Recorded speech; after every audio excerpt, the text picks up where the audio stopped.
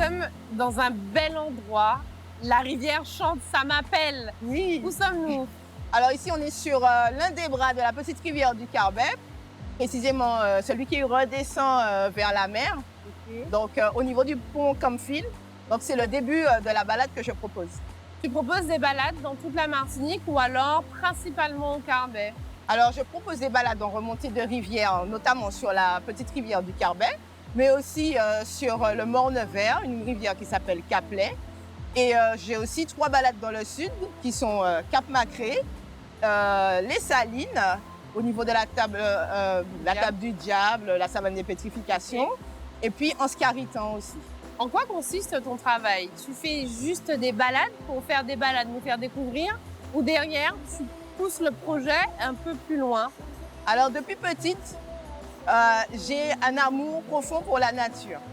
Et il y a quelques années, ma mission m'a été révélée, qui est de faire mes compatriotes aimer cette belle nature qui nous entoure. C'est une île qui est vraiment pleine de merveilles, avec ses couleurs émeraudes et ses couleurs chatoyantes de bleu azur quand on est au niveau du littoral.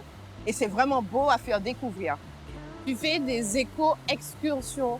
Qu'est-ce que c'est des éco-excursions? Alors des éco-excursions, c'est pour amener tous ceux qui sont éloignés de la nature à se rapprocher d'elle et à s'émerveiller de cette nature qui est généreuse et qui nous veut du bien, qui nous procure du bien-être. Tu me disais que tu ne fais pas de randonnée, mais ce sont des balades. Quelle est la différence entre la balade et la randonnée, selon toi? Pour moi, la balade, on va prendre son temps, on peut se permettre de s'arrêter, de découvrir, de s'émerveiller et puis peut-être de goûter, ça dépend des choses, des plantes, au détour d'un sentier, de découvrir un animal qu'on n'aura jamais vu parce qu'on aura pris le temps de le faire. Quel animal peut-on rencontrer? Des écrevisses? On peut rencontrer des mygales, on peut rencontrer des animaux endémiques comme des escargots bleus qu'on appelle bulmines. Donc il y a plein de choses à découvrir.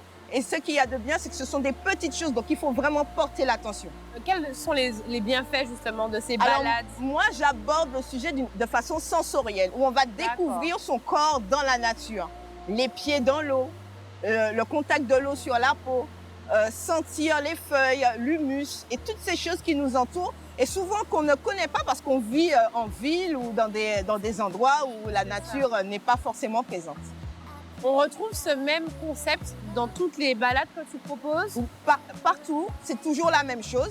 Donc, et les balades sont suivies de goûters que je dis conscients parce qu'on va découvrir des choses que des artisans locaux font, comme des cookies locaux à base de farine de fruits à pain, des choses qui sont vraiment exceptionnelles.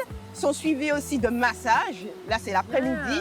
Donc, c'est un pack complet où on va prendre sa journée ou son après-midi pour se faire du bien. On va prendre la balade, on va prendre le goûter et on va prendre le massage aussi. C'est bien. Le matin, par contre, c'est suivi alors d'un lunch, mais c'est un lunch conscient. On va être conscient que tout ce qu'on mange est là pour nous faire du bien. Donc, tous les éléments du lunch vont être mis en avant par leur goût, leur beauté, leur couleur. On sent que tu es passionnée, que tu aimes.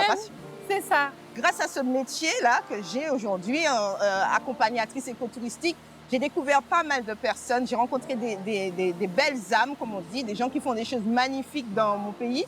Et à travers mes balades, j'essaie de leur rendre hommage, de les valoriser. Mais j'essaie aussi de rendre hommage aux premiers habitants de la Martinique, qui sont les Amérindiens, et qui certainement remontaient cette rivière et nous a laissé sur cette rivière des vestiges de leur passage. Donc il y a toute une partie pédagogie également. Oui, c'est-à-dire qu'on se balade pas bêtement. Et souvent sur le parcours, je croise des gens avec beaucoup de musique. Et je suis un peu triste parce qu'ils passent à côté de belles choses et de beaucoup de choses. Et de belles musiques. Voilà, de belles musiques et de chants d'oiseaux, de beauté, des choses vraiment exceptionnelles qu'on peut avoir la chance de voir et qui sont rares. Et si on ne fait pas attention, peuvent devenir de plus en plus rares puisqu'on a comme mission de protéger, on ne le fait pas forcément. Y a-t-il des prérequis pour faire ces balades, une condition physique particulière, un âge particulier? Est-ce que tout le monde peut faire ce type de balade? Est-ce accessible à tous? Alors, moi j'aime à dire que j'accompagne le plus faible. C'est-à-dire, dans un groupe, je vais être auprès du plus faible. Donc, on va tous aller au rythme du plus faible, celui qui aura un peu moins d'habileté à monter, grimper sur les roches ou à aller dans le sentier. Et il peut y avoir des enfants à partir de 5-6 ans sous la responsabilité de leurs parents. Bien sûr. Ou sinon, j'ai eu mon premier bébé qui avait environ 1 mois et demi. Donc, sa maman a été très satisfaite de la balade. Qu'est-ce qu'on peut te souhaiter, Ray? De rayonner par la qualité du produit que j'offre, parce que c'est un produit que j'ai pensé et qui m'inspire chaque jour avec des choses nouvelles que j'ai envie de proposer, des choses qui sortent de l'ordinaire, mais qui rapprochent tout un chacun de la nature, l'essentiel en fait. Merci, Ray.